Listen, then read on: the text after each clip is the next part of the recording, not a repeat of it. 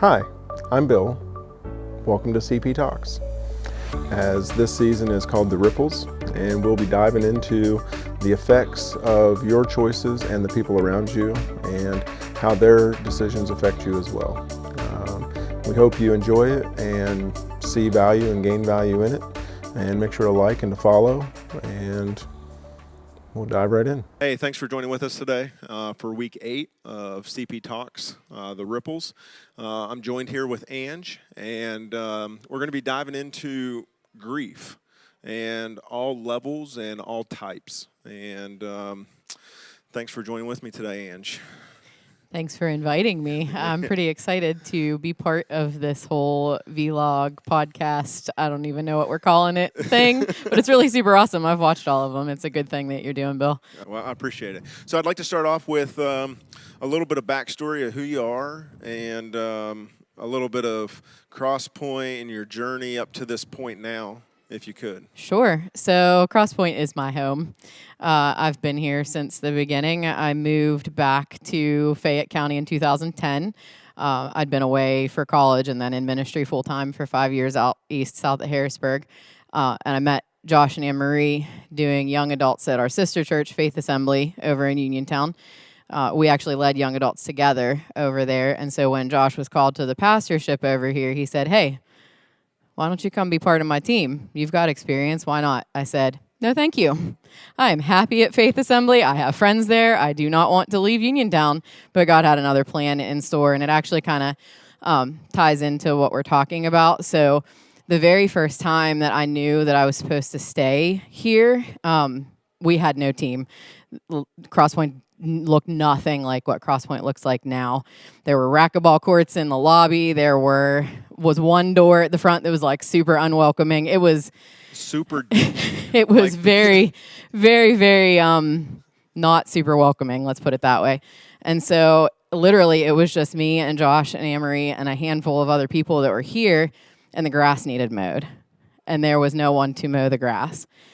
And so how this ties into our current topic is my dad passed away this past February, and so I didn't know where he stood with the Lord. That was not something that we ever talked about. He didn't go to church with us growing up. I grew up Presbyterian in the church every Sunday with my mom and my sister and my grandma, but my dad was never a part of that except for if it was a special event that we invited him to, like if we were doing a children's program or something like that. Occasionally he would come, and he would come on Christmases sometimes too, but I just never really knew where he stood with the Lord. And anytime I'd ask my mom about it, she'd say, "Go talk to your dad. You know, that's up to him." And it was not a conversation that was a good one. In fact, the 5 years that I was in ministry, he told people I was a teacher. He totally had no idea what I was doing, did not understand at all. But anyway, all that being said, that particular Saturday that we were having a work day, Josh had talked me into coming over to help with this work day, right? And he had known my dad, him and Anne Marie both, like family, because of different events that my parents had hosted at their house, you know, pool parties and 4th of July and such. And so I called and I said, "Hey, Dad, we're kind of in a bind. We have no mower. We have no trailer. Would you come mow?" And he said, "Sure." And my mom's mower didn't even fit on the trailer that we had. Like, he literally shoved the thing on the trailer and like nicked up the paint on the deck. And my mom was like, "What did you do to my mower?" And so he came and he mowed for us and never really came to a Sunday service. He and my mom came to a couple of the like Wednesday night bonfire things that we did back in the day, but never came to a Sunday service.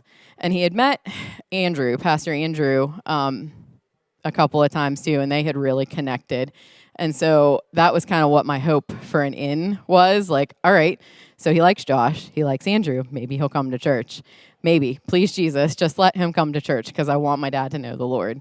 And that never happened. So this is my home though, and this is my family, my extended family, because we don't really have much of a family, but the family of God has been my support and my rock through this whole season. It's pretty cool, been cool to see. So that's why this is home, because Dad came and mowed the grass, and God said, "This is where you belong." That's interesting. And Yeah. It ties into the whole thing about, it started at Faith with Josh and Anne Marie, and spilled over to here. Absolutely, it did. Right.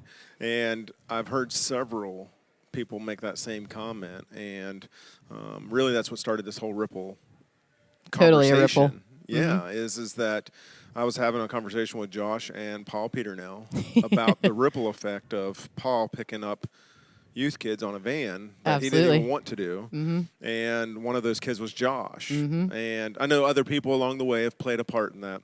So I'm not downplaying any of their roles in this, but just in that moment, that conversation. Well, it's all about obedience. When God puts that opportunity in front of you and he says, this is where you're supposed to be, this is the direction that I'm taking your steps. Yeah. If you walk in that, you'll see the fruit of it and you'll see his faithfulness all the way through, that he takes care of things. Yes, he does. And it's like you were talking about your dad and wanting to get him to church. So it reminds me of the guy who was lame and his friends who brought him to Jesus, and they couldn't get him there, right? Yeah. So they went up like the guy who preached on Thursday. Yeah. What's his name? Pat.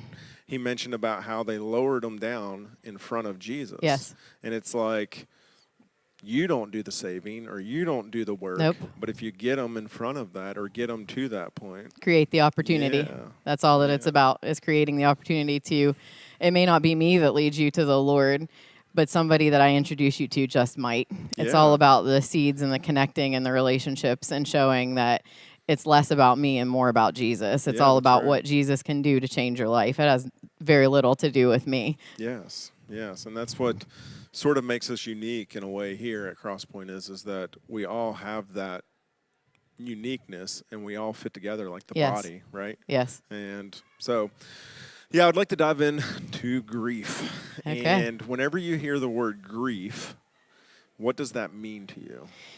So for me, that's actually been kind of an ongoing conversation with the Lord, especially in this particular season, because 10 years ago, actually more than 10 years ago, it was 2010 when I moved back. So 12 years ago, I had said to the Lord, okay, I'll move back. I'm only moving back for a year.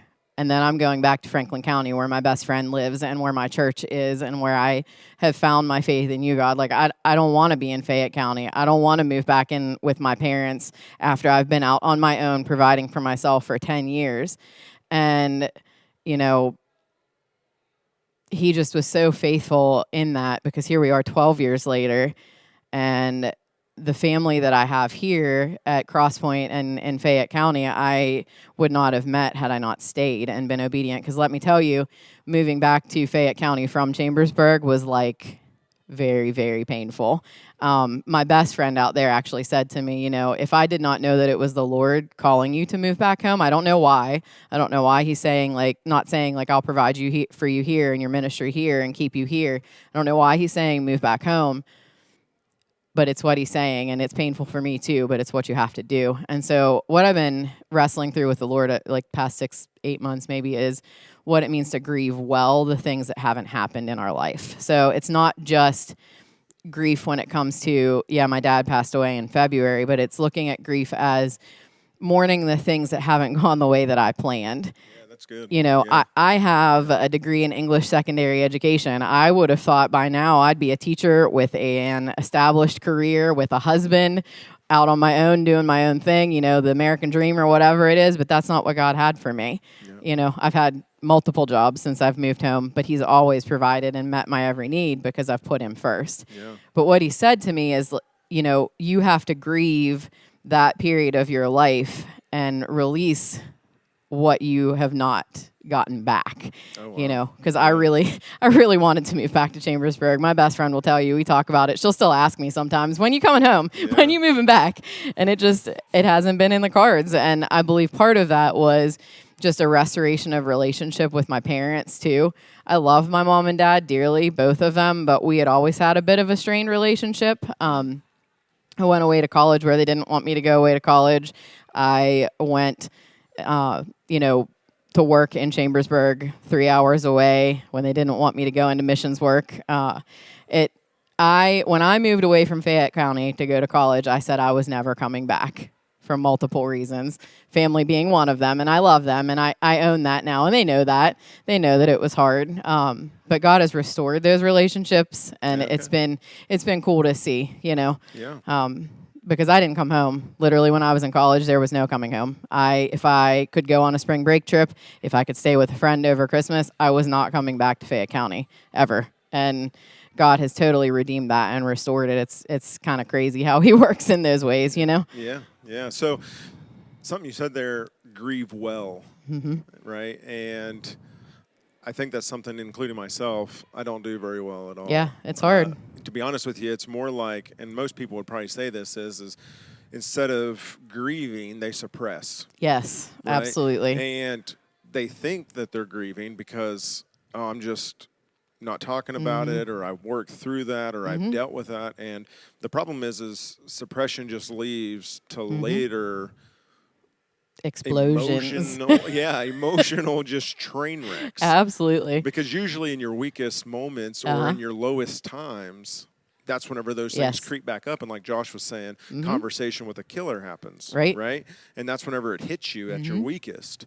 So I'd like to talk a little bit about the difference between like suppressing the grief and actually walking through that, and walking through it from like a biblical background to where if you're not grounded, or if you're not feeding it correctly, grief can take you in a lot of it sure can. It can take you out places. Yeah. It'll take you out. I mean, and before you realize it, you're a year later, and you're going, "What the heck happened? Yes. Where did it go wrong?" Right. So, yeah, that's where I'd like to take this conversation. So I'll take that back to this idea of ripples and how one person investing in your life will impact the rest of your life. And I've been so fortunate. When I was in college, I had this really awesome mentor. Her name was Rosemary. And when they picked her to be my mentor, she was like in her 60s, and I was, stupid punk college kid. Like, why did you put me with this old lady? Like, come on, why can't I have some like cool, everybody else had these like young cool people that were their mentors, and I was like seriously? Yeah, is there a hidden camera somewhere? Come on, like why would you pair me up with this old lady? Come on now. She changed my life, and literally there was one time I was really sick with a stomach flu. She came to campus because I was away at college, like 2 hours away. She came to campus, picked me up, took me back to her house, called my mom, called my professors, got me the medicine that I needed, just took such good care of me, and never looked for any accolades, never looked for any kind of recognition. But all that being said, she invested so much in my life and in the lives of my sorority sisters, and just anybody that I would want to take to her house, she would feed. And that's who I try to be. I try to be like her. But all that being said, right after I moved out to Chambersburg for ministry, she got diagnosed with aggressive breast cancer. And probably about a year into my ministry, she passed away from that aggressive breast cancer. But what I learned through that whole season, her perspective always was, this is for God's glory. If I can lead one nurse to Jesus, if I can lead one doctor to Jesus and point this back to Him, then I've done my job. And ultimately, if I'm not healed this side of earth, then I'll be healed when I'm with Him, and it will be well. All will be well with my soul. And I'd never heard that perspective before, because, people go and they mourn at a gravesite, and you go and you visit your family member at the grave every anniversary of their death or whatever, and you don't really ever get over it. But Rosemary taught me what it meant to know it is well with my soul when I pass to go be with Jesus. It's okay. Whether I live or whether I die, it doesn't matter, because I'll be with Him.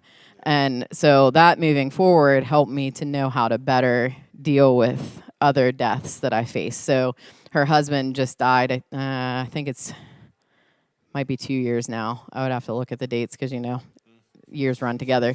But he actually died very quickly, too. He had an aggressive form of thyroid cancer and passed very, very quickly. But then, again, God always does things in a way that He prepares us for things. So I was able to talk with him on the phone in the hospital, and he too was at peace in the same way that Rosemary had been. He knew he was going to go see her again. And then this past fall, it's actually coming up on the anniversary here shortly, one of my other mentors, her husband, they were like my second mom and dad when I lived in Chambersburg. I lived in their house, and I also lived in their rental house my first year that I was there. That's a story for another time, but, shout out to Woody and Wendy, the W's. The W's. Woody got COVID, and he passed away super, super suddenly last October as well. And all that being said, his death and losing him prepared me to lose my dad, in that I watched how Wendy handled his wife, Wendy, and his daughter, and my church family from out there. They grieved openly. They wept openly, but they also rejoiced openly, knowing that he went to be with his Lord where he wanted to be. Goofing off down to the very last second. His son-in-law told me that even laying on his hospital bed, he was joking around like, what you talk about, Willis? Like, I'm going to be with my Jesus. Just went to heaven joyfully, knowing that he was going to be with his Lord. And so I'll share this about my dad, and it's one thing that brings me total peace in that his death happened very quickly and suddenly too. He'd been sick off and on the past several years with breathing issues and whatnot. He'd been a smoker and a coal miner, COPD, all that jazz, whatever. So every time he would go in the hospital, he'll be fine. He'll get over it. It's okay. It's just, give him some oxygen, send him on his way. It'll be okay. Well, this time was different. And so he'd been in the hospital for several weeks, and it had been a Wednesday night. They'd just been talking with us about long-term care, to put him in a nursing home or somewhere to help get him better. And the following day was a Thursday. And so I was here for church, and I happened to be playing on the worship team that particular night. And I didn't have my phone on me. I'd actually left it up on stage. So Jessie, one of our friends from here, Jessie, came and got me. She's like, "Ange, I need you." And I was thinking, somebody just needs prayed with or encouraged or whatever, I'll do my Ange thing that I do. And as it would turn out, it was my sister in hysterics on the phone. And I was like, okay, what's going on, Allie? What's up? And what had occurred was the doctors had called my mom and said, you have to make a decision. Either you let him go peacefully or we're going to put him on a ventilator. And thank God my mom is as bold as what she is, because she was like, I'm not making any decisions until I call my daughters and until we're in the hospital. So thank God for my church family, because Jessie drove me to the hospital. My parents loved Jessie. She would come and talk to my dad about how to use his oxygen appropriately and things like that, because she's a respiratory therapist. She stayed with us the whole night at the hospital and talked my mom through, this is what's going on. This is probably what you should do. I'm not telling you what to do, but this is what's going to happen. Things that the doctors probably wouldn't have been able to tell us. And then Pastor Andrew, as I said earlier, had a really special relationship with my dad. If you asked him about my dad, he would say, I want to be like Frank when I grow up, because he has all the cool toys. Dad drove a Jeep and had guns and shotguns and hunted and all those things. So he had a special relationship with Dad, and I had tried to pray with Dad a little bit when I first got there, but he was just, not coherent, out of it. I think he knew we were there. I don't really know. Until Andrew walked in the room. It was wild. I've never seen anything like it, never experienced anything like it. Andrew walked in the room and he said, "Hey, Frank, hey, buddy, how you doing?" And right away he perked up and responded to Andrew's voice, and Andrew led him to the Lord on his deathbed. Yeah. So that's awesome. I can't thank Andrew enough for being obedient to that, because he then sat with us the whole night through at the hospital as well. Yeah. Walked my mom to the car, made sure she was okay. Just totally supported my mom through the whole thing as well. And I'll be forever grateful to him for that. So what's it look like? So grief is funny in a way that if you try to define it, usually the person defining it is defining it to fit their need. True. It's like the word normal. Okay. Everybody is normal by their definition of the word. Everybody's definition of grief is their way that they do it. Mm. So you have a sister. Mm-hmm. You both lost a parent. Right. You both walked through the same, but you probably came at it and walked through it differently. Your mom lost a husband. Right. Right? So she lost something. Yeah, it was your dad, but it was her husband. So it's a little bit 40 different. years. Yeah. So the way that she handled the grief would be different than the way that you handled the grief. So I guess talk us through a little bit like that, to where you and your Sure. sister both lost the same. Your mom lost something a little different, but it looked different from each of you. So what was that like? Yeah, we actually talk about that a lot because my dad was cremated. So my mom has caught a lot of flack for that. My dad, some people have been like, well, why didn't you have a memorial service, or why did you have him cremated? That was his wish. I mean, they had both talked about it with each other. She wants to be cremated too. They knew what they wanted if anything ever happened. So she's caught some pushback on that. Like, well, why didn't you post it in the newspaper more than one day? He didn't want that. He didn't want to be the center of attention. He didn't want a bunch of people that he didn't see when he was alive to come and like gawk at him when he was dead. Those are his words. He said it. And so talking through that with her, she's so funny. There's a picture of him on the living room wall, and you can see it. She always sits in the kitchen and watches TV. And you can see, like, from where she sits, his picture is, like, on the wall in the living room. You can see him. And she said, I talk to him every day. You know, I talk to him about everything I deal with and all these stupid people that are giving me pushback because you didn't want a service. Like, Frank, why'd you have to go and do this to me? Yeah. Like, couldn't you just let me have a memorial service? Yeah. So she talks to him, you know, and that's her way of remembering him. And, yes, we grieve. Like, we both still have our moments. Like, I went...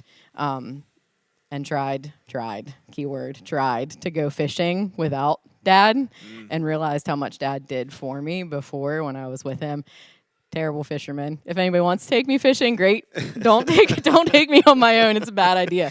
But all that being said, I, in the midst of trying to figure out how to go fishing, went into the like the boat house thing there where they sell like bait and stuff. Okay. And the guy actually knew my dad, had known my dad for years and years. So I walked in to have him like try to fix my fishing rod and had a total meltdown because he was like, I said, you know, I lost my dad and I'm realizing now that he did a lot more for me than what I realized, and I wasn't grateful or thankful to him for that then.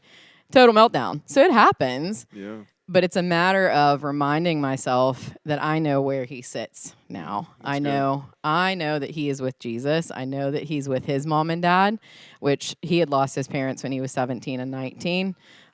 So he'd had my mom longer than he had his parents. You know, they'd been married for 40 years, so long time. And that was just kind of what he was saying in the hospital room over and over. I just want to go see my mom and dad. Okay. And so that's what brings me peace, is knowing that he is happy and in heaven where he belongs. And I won't forget him.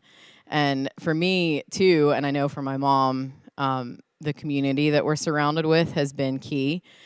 You know, people bringing us food, people checking in on us, spending time with us, mowing our lawn, you know. Although my mom mows her own lawn because she's pretty possessive of that riding mower. But just the community that has surrounded us has been key to be safe when we need to cry, but also to laugh with us and remember him and bring good memories too. Like the guy at the boat dock talking about getting caught drag racing down 21, you know, back in the 70s, like from Sweet Peas flying past my mom, where my mom lives now on 21 to see who could win, you know, crazy antics like that. Those kind of stories come up all the time. So it's important who you surround yourself with in the grief process. Oh, that's good. You don't want to surround yourself with Debbie Downers that are going to be like, oh yeah, you're never going to see him again. He died. No, like that's not the perspective to take. The perspective to take is you're his legacy. And that's what, with Rosemary as well, I remind myself all the time that I'm her legacy. She invested in me for a reason, and so I will then turn around and invest in any person that I can. And so I know Dad was the same. He picked up strays all over the place. Like there's always like random people that are like, yeah, your dad was Frank, right? Like, yep, he was. And he put up a tough front. He would pretend he was this like big, mean, gruff guy, which was not true. Once you got to know him, he would do anything for you. So, you know, that's what I try to do, is like extend the same legacy and carry on their memory in that way, to be that same kind of person that they were for me, you know? That's good, yeah. So as far as being able to comfort somebody and talk them through it, in some ways I would assume it was kind of easy for you, or easier, I should say, because you knew where he was going. Right. You knew his heart condition, and I think that makes a big difference. It sure does.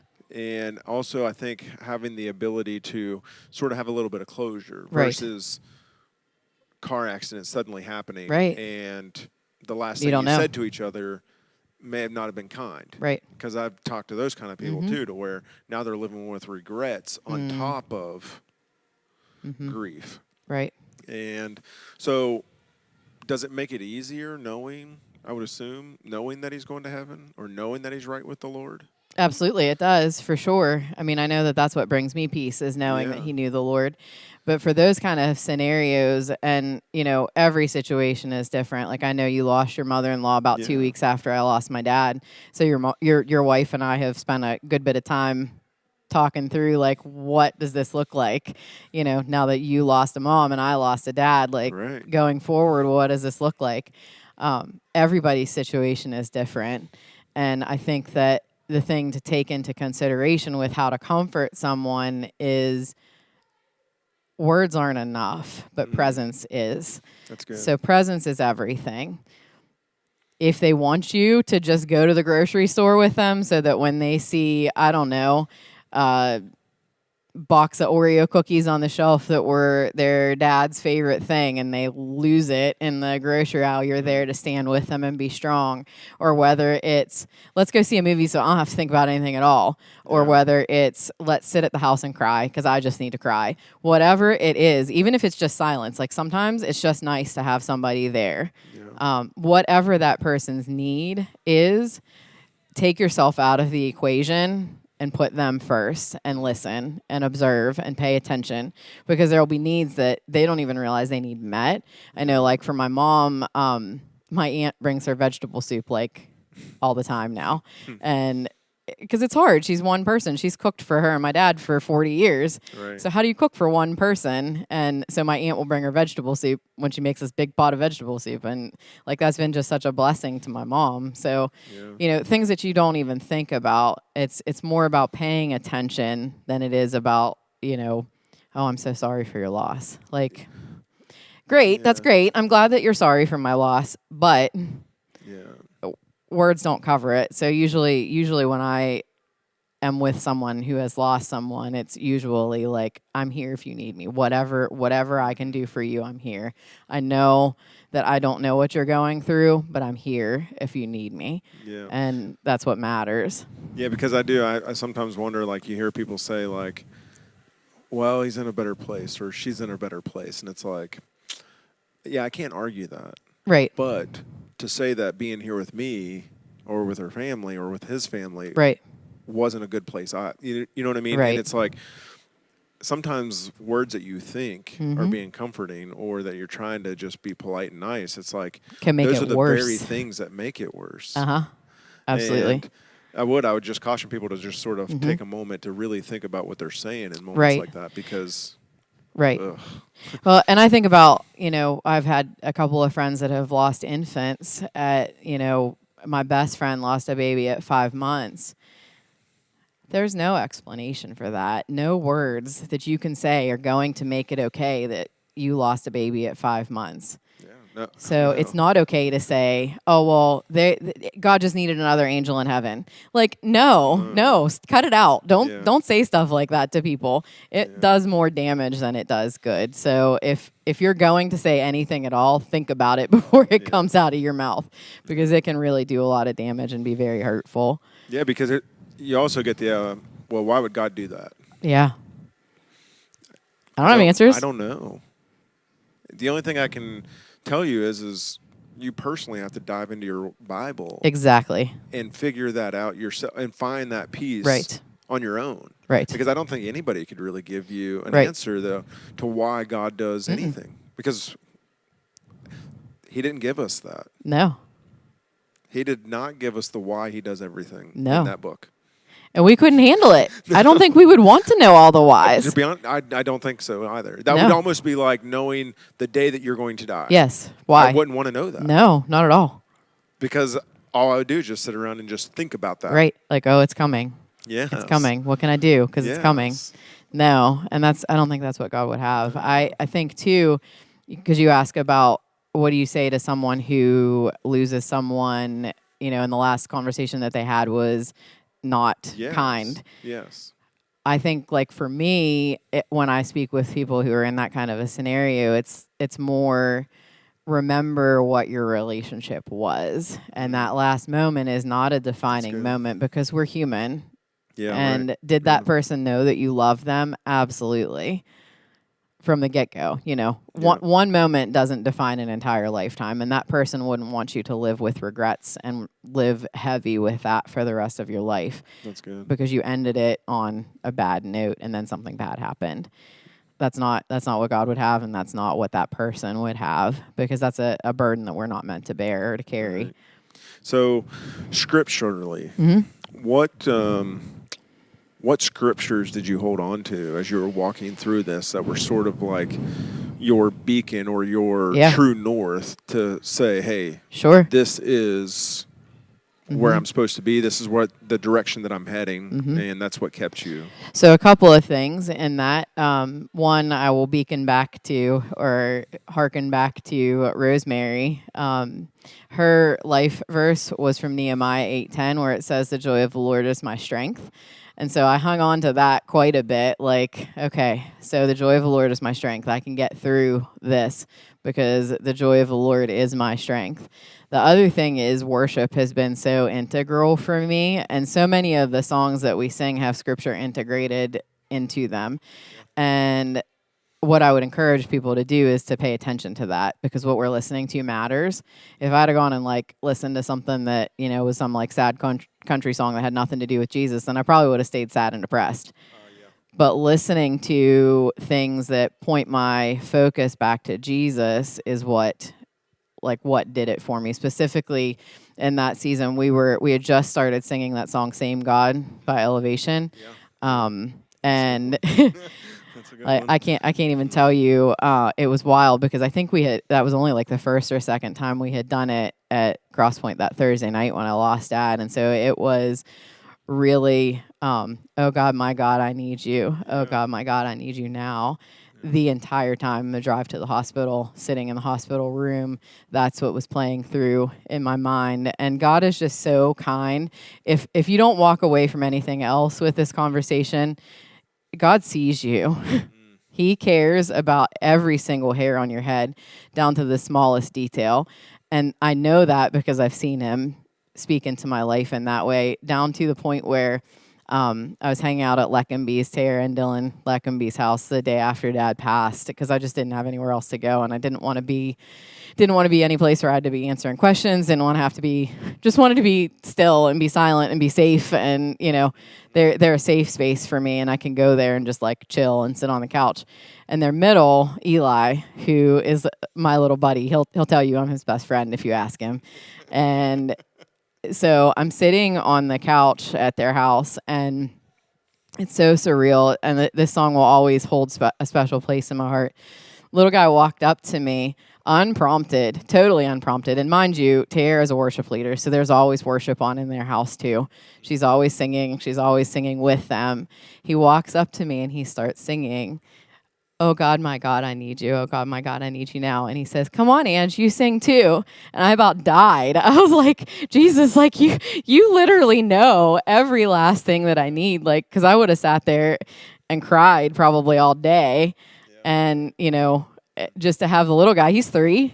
Right. He's 3. Yeah. He didn't know. I mean, they don't understand. He just knew his friend was sad, and that's what God wanted him to say. And so he walks up to me and he starts singing it. So God sees and God cares, and it's things like that, just little God winks, where I know God cares, and that's what has helped me walk through this whole process, because He's taking care of me throughout it. Yeah. So, how do you make sure, though, that you're in that place? How do you make sure that you are walking through it? Okay. And allowing God to sort of speak those moments into your life? Because me personally, I'd have probably just been like, dude, I don't really want to do that right now. I just want to sit here and sort of wallow in my own self-pity. Yeah. You know what I mean? But how do you know that it's like a little nugget from God or a wink from God is what you called it? Okay. I think the answer to that is exactly what Josh preached today. He ended the sermon today. If you haven't watched it yet, shout out to Josh because it was pretty fire sermon today. Very fire. He had us turn our ear at the very end to listen. And I think that's key, just taking a breath and listening. And that's not something that we're very good at in our society today. It's much easier to sit and wallow and post on Facebook, like, whatever you want to post, like vague statuses, looking for attention, instead of sitting and being still before the Lord. And I think in an answer to your question, the way to know that you're in that receptive place is exactly what Josh addressed in the message today.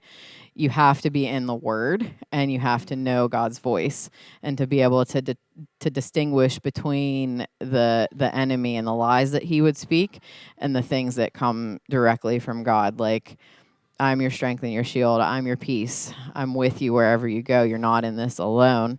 And I think for me, it's about a constant awareness and being deliberate about listening. I mean, people ask me, like, how do you hear from God the way that you do?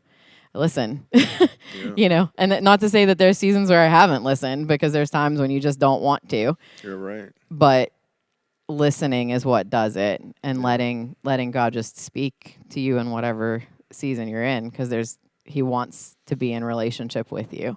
Yeah. And sometimes, like, I think people get confused sometimes with a prayer life versus like listening. And a prayer life isn't gimme, gimme, gimme. No. But if you watch or listen to a lot of people's prayers, it's all about bless me, bless me, bless me, give me, give me, give me. Right. And make it the way that I want it. Make my will your will. Right. And that's not like... not biblical at all. It's not. And the lives that my mother-in-law have touched since she has passed... right.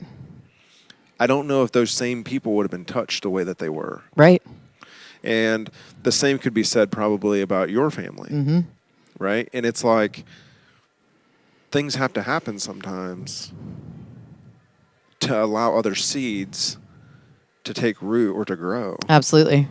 I would agree. And that's not your will. No. That's God's. Right. And so I'd like to touch a little bit about that, to where it's like knowing the difference between like wanting your will or wanting God's will, because that's different. Right. So there's a scripture in Isaiah where it talks about, then you'll hear a voice behind you saying, this is the way, walk in it, and you won't turn to the left or to the right. And that's kind of how I try to live my life by that is, okay, God, it's not that you're like up, because I think a lot of people have this vision that God is like sitting up in heaven on this throne, like, puppet master, controlling things or whatever, like ready to smite somebody down if you pray, and it's like or like, I'm gonna walk through the church doors and the ceiling's gonna fall in because I don't belong there. That is not how God sees things. God is such a loving Father, and yes, he's just and he's good, and there's consequences for our actions, but he wants us so badly to be in relationship with him. That's the whole reason that he sent Jesus, because he didn't want us to be separated from him. And so for me, that's what it's about, is just staying in constant relationship with him. And like, I can't remember if it was Pat or if it was Jordan said, no matter where you're at, God's hand is always reaching down to pull you back up and pull you out of the dirt and the muck and the mire. And there's a psalm that David even says that, like, you reached down into the miry clay and pulled me up and cleaned me off and dusted me off. And so that's kind of the way that I've always looked at my life. Like, okay, God, here's my hand. Take my hand and I'll take yours, and we'll do this walk together. Because if I get ahead of you, you're going to come and catch up with me. If I fall behind you, you're going to wait on me because you love me, and you know every hair on my head, and you know every step, and you know what the outcome of this decision is going to be, or that decision.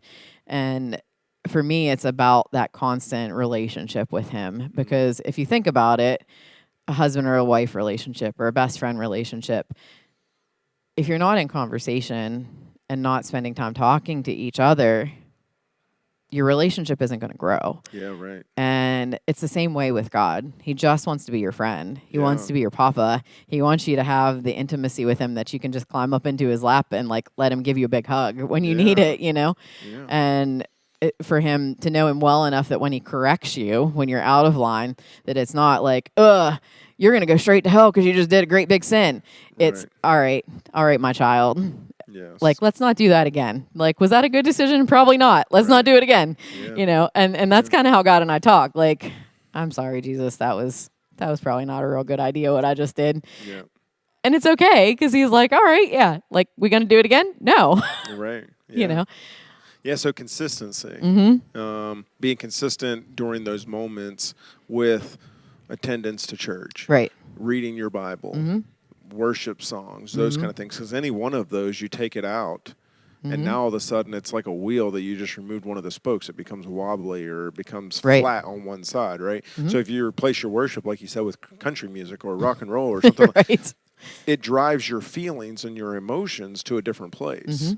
Or if you don't come to church because I just want to sit at home, now all of a sudden now you've given stage to the devil to get into your mind or to say things or to do things, right? And it's like consistently staying in the Word, consistently staying on your knees, consistently staying in His house. Like, that has to happen. Sure does. Like, you can't do it on your own. No. We are not made to do things in isolation. No. God did not create us to be alone. From Genesis 1, you know, he created Eve for Adam because he didn't want Adam to be alone.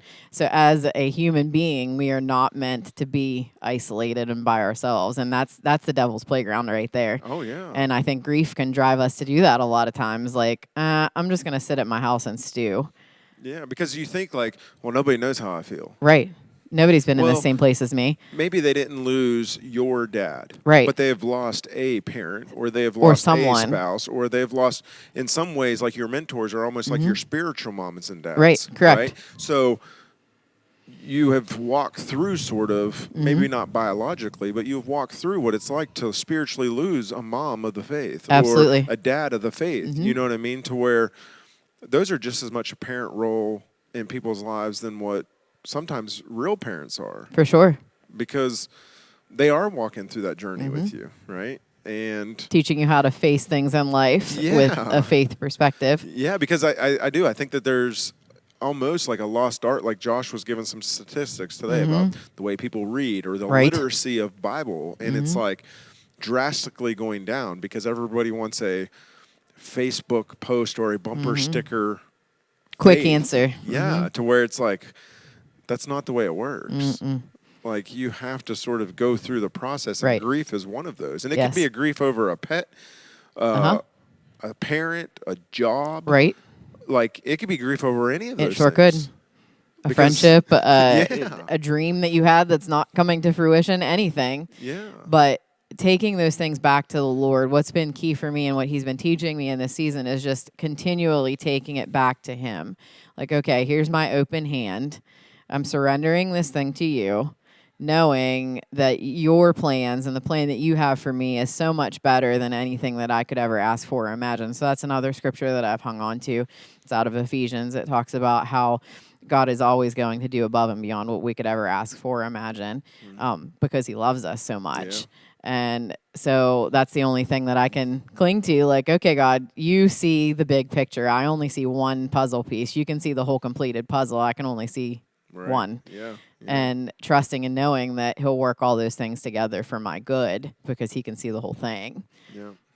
And there is good ashes in the beauty, right? Absolutely. Like, in the moment, it's like, oh, man, I lost that person. Right. Or I lost that thing. All right. And sometimes people get tore up over losing things just as much as people. But it's like, there is reason behind it. If you just pause and sort of reflect and allow God to speak to you, you'll know and you'll feel what those reasons are. Right. And so, yeah, I do appreciate you coming in. Yeah, thanks for having me. I do appreciate you talking through it. Any last comments or I would say what I told someone last week when they asked me about faith and like how I am where I am with my faith. And Liz and I were actually just talking about it in the foyer. The analogy I like to give is faith is not a microwave. Faith is like a crock pot. So I did not pick this up and understand all of it in one day. I'm very fortunate to have had a church upbringing. You know, I was in Sunday school every Sunday learning like from an intellectual standpoint more than a spirit-filled standpoint at that point in my life. But from the time I was little, I was in the Word and seeing people in the Word, like what Pastor Josh talked about, you know, seeing his granddad and his grandma in prayer. That was the example for him to know what it means to fight on your knees. That didn't come overnight. So I can't just pick up my Bible one time and expect that I'm going to have all the answers that I need to be able to survive life. Yeah. So remember that it's a journey. It's not I need to understand everything today. I need to understand every last little bit of it today. But it's a crock pot. So take the bits and pieces, throw the ingredients in there, let them sit for a while, then throw some other ingredients in, let them sit for a while, and in the end, it'll be a really good meal. But I think we so often want that quick, like Facebook meme, perfect one-liner that we don't take the time to sit and let it marinate and cook up into the wonderful, awesome, tender crockpot meal that it could be. Yeah, because you're right. It is a journey. Yes. And it is a come alongside of me and let's make this journey together. Yes. Kind of faith and relationships and things like that. Because without a lot of those things, people do some really weird things with religion. They sure do. And at that point, that's all it is it's just a form of man's religion at that, and or it's tradition like, or whatever the case may be. Yeah. You know, Catholic or Jewish or Presbyterian or whatever in name only, it has no impact on the rest of your life. Yeah, that's right. But when you're truly in relationship with the Lord and reading the Word and letting Him impact and lead and guide all of your decisions, then being a Christian is more than just a label. It's a lifestyle and it's a relationship, and it'll change everything. Yeah. Everything. And you'll start to notice too. So I've noticed, like, I started doing a every Thursday morning, a group of us guys from work have been meeting and doing a daily Bible study and stuff. And then on Thursdays we meet and start talking and stuff. And it has given way to conversations at work that may have not came up if that situation on Thursday mornings didn't happen. And now it's like, hey, out at this job site or lunch or wherever, and now these guys are starting to see that that's me. Yeah. Right? And I didn't realize that you went to church too. Sure. Or I didn't realize you listen to that kind of music. And now it's like you're having conversations about things that you would have never, you didn't take the time really to even find out where they were or what they had going on. Ripples. Yeah. Impact. Yeah. And it's like, are your ripples or your impact pushing people to Jesus, or are they just pushing along in life and just whatever feels good, that's what we're going to do? And or sinking to the bottom, like the analogy that I think, I can't remember which one of them it was that, you know, might have been, I think it was Josh said, you know, skipping the rock across the lake. Like, is your ripple going to be one that like affects the entire lake, or is it just going to be like one bonk and go, you know, go to the bottom? Yeah. And you know, I commend you for that, Bill, because I know it's not always easy to stand up in the workplace and like make connections and invite guys to be in Bible study, things like that. But that's a ripple, and that's obedience to, and this is obedience to doing what God's called you to do. And it's like Big C Church. Yeah. So I'm going to take off the Crosspoint hat, right? Absolutely. So just Big C Church, like one of the guys that goes to the Baptist Church in Waynesburg. And I was just talking to him and stuff about, it was his idea to actually want to try to get these guys together. So he invited me, and then I got to talking to him about our sermon series and stuff and about the ripples and stuff. And then he does like Bible kids lessons and stuff at his church. And he sent me a little Facebook thing, and he said, hey, I just want to let you know I stole the idea of the ripples, and I'm starting to talk to the kids about it and stuff, and the ripple effects of life and choices and stuff. And it's like Big C Church for a moment I don't want to get people tied down to the point that, oh, I go to this church or I do this or I do. There's not going to be different sections of heaven. No. Like, it's one God. Yes. And as long as we're agreeing, here's how you get there. Yep. The version of Bible that you carry, I think in some ways that's like a stumbling block. People Sure. use that to get hung up on so that they lose focus of big C things, right? The building or the music or, oh, you got a drummer? Oh. Or whatever It's it like, might be, what you in the know, world are you talking- missing like the forest for the trees. Yes. Well, it's like we get into arguments over things that I don't think really matter Yes. in the scheme of Big C church, if Agreed. you think about it. Agreed. Like, I don't care if you come to our church. Are you in church? Right. That's cool. Right. Let's talk about like what your journey and your Yes. relationship looks like. Yes. And How I think can I help especially in this season that our world is in right now that, you know, I think it's DC Talk quoted someone, the thing that the most an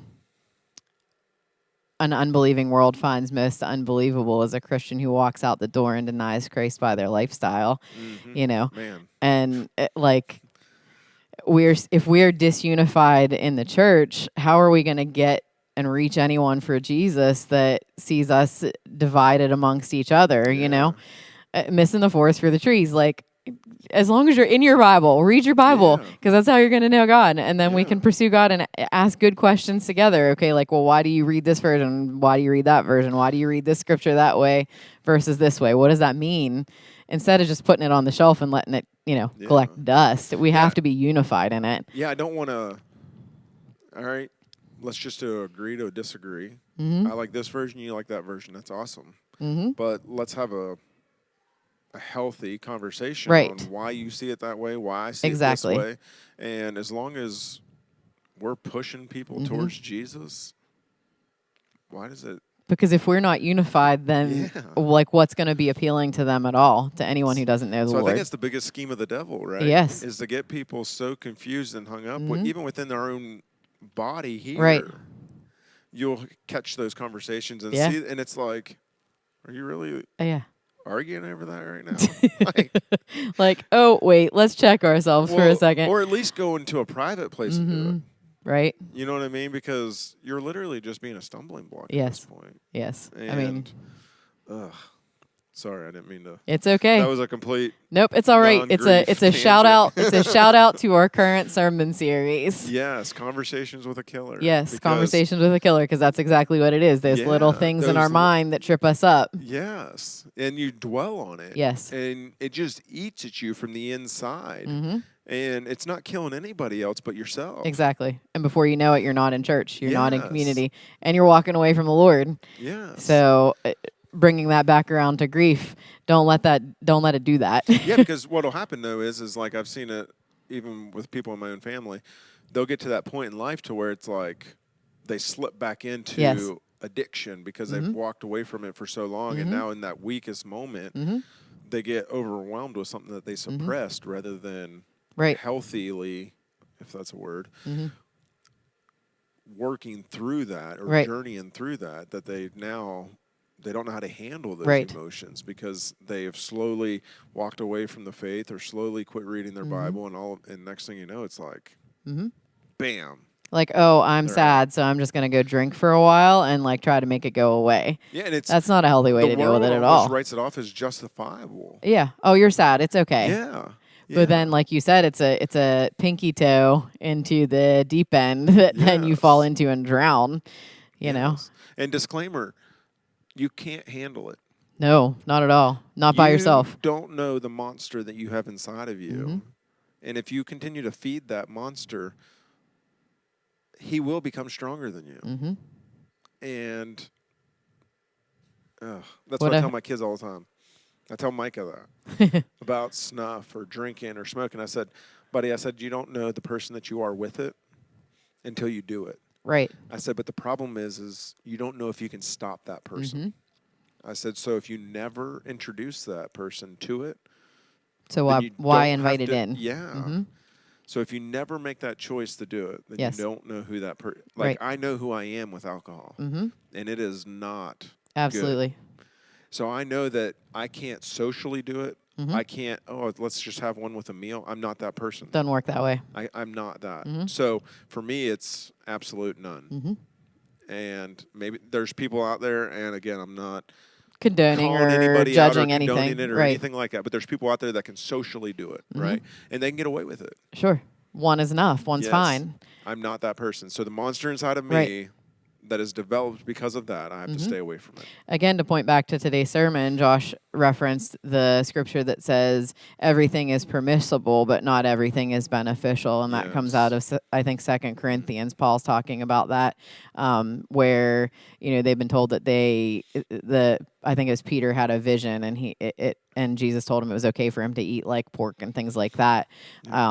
And that's where it comes from. Like, everything is permissible, but not everything is beneficial. So if I go out to dinner with you and I get a beer and you happen to be sitting at the next table and see that I have a beer, like, oh, well, Angela's doing it and she's a good, strong Christian. Like, maybe I should get a beer too and it'll be okay. Yep. And, it's not okay for, you to do the single beer. So that's usually what I keep in mind. Like, at all times, like who's watching me? What is my ripple effect in that? Yes. And even with alcohol, like for me, it's not like it is for you. For me, it's an unhealthy coping mechanism. Like I'll drink because I don't want to feel.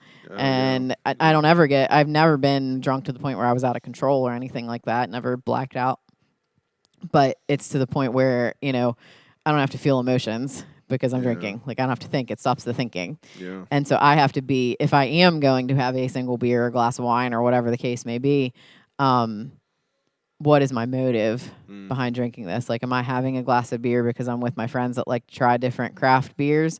Or am I doing it because I'm home by myself and I bought a 6-pack because I wanted to drink a 6-pack? Like, no, we're not going to do that. That's a bad idea. Yeah. And, being consciously aware of what's going on in your mind and what the enemy is trying to get in there and, tempt you with. So I just choose not to do it too. It's just not a healthy place for me either. I just stay away from it altogether. I do. I'm just, but I do that with a lot of things in life. Yeah, so. Don't we all? Yeah. And we're not perfect. We're human, so we'll stumble. We'll have those moments where we trip up, and it's okay. It is okay, because if you think about it, most people in the Bible that the Bible is either wrote by or written about, I should say, are people like David. Or Saul, or Paul, or Peter, or the 12 that went into the promised land, and 10 of them came back very negative about it. Yep, no way, can't go in there. Yeah, and 2 of them were like, oh no, we got Let's do this, right? Our God's bigger. Yeah, so, I mean, the Bible is full of people who second thought that God couldn't do it. Yep. Right? No different than today. Absolutely. But that's why it's important for us to be in relationship with him and to take his hand and walk through it. So again, it's a crock pot faith. It's not a microwave faith. It won't grow overnight. That's good. Crock pot faith. So again, I do appreciate you. Thanks for having me. Taking the time to talk through this, and we hope you join with us next week, and thanks. Thanks for watching. Hey, thanks for watching, and we hope you enjoyed this week's episode of The Ripples on CP Talks. Make sure to hit the like button if you enjoyed it, and make sure to follow along, as we'll be bringing a new episode every week. And again, thank you, and see you next week.